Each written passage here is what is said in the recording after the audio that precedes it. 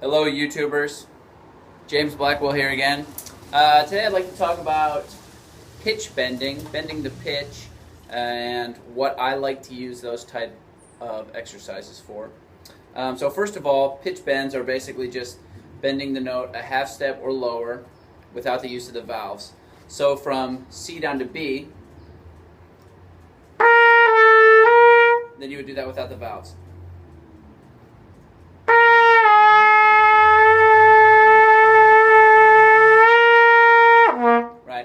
So I went a little bit farther there, but you get the idea.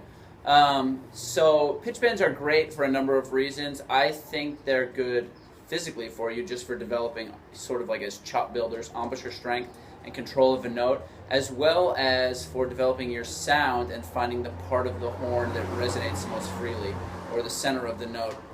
So what you can do is start on a G in the staff,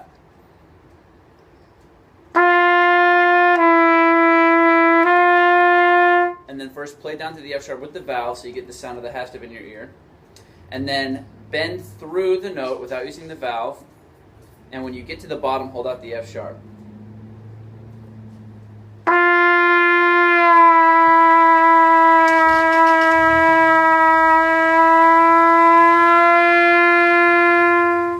Great. So when you're coming back up, you want to ascend very slowly to the original pitch, so you can really listen to the differences in the sound, and you'll find the part of the note that really opens up.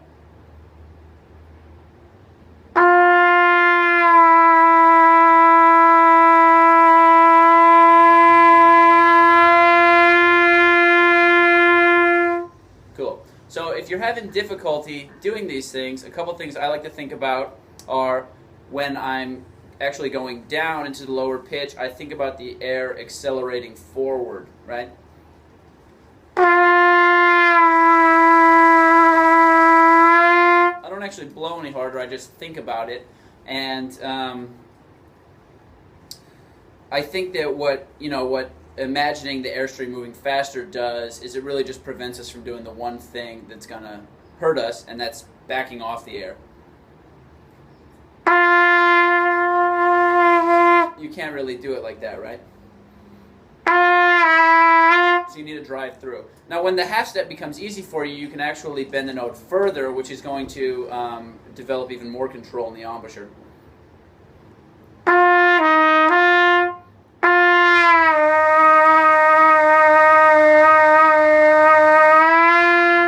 So that was a whole step. That's about as far as I ever do it. But I've heard guys that can actually bend that note down a fourth, down to the D, and hold it out with a full tone. So aside from sound production, the other thing that these bends are good for is developing your upper register and control in the upper register, right? So as you go higher, it actually gets a little bit more difficult to bend these notes.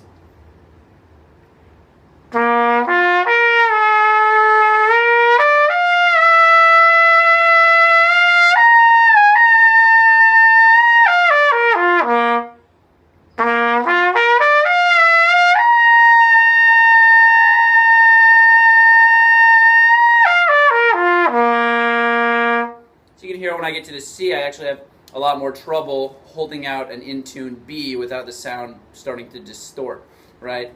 So you can even do them higher than that. Any higher than a high C is going to start to become a real drag. So if you're working your bends up to about that register, G on top of the staff up to C, you're going to really start to open up the upper register and make playing up there for extended periods of time a lot easier. As you can see, I just add them to my lip slurs. And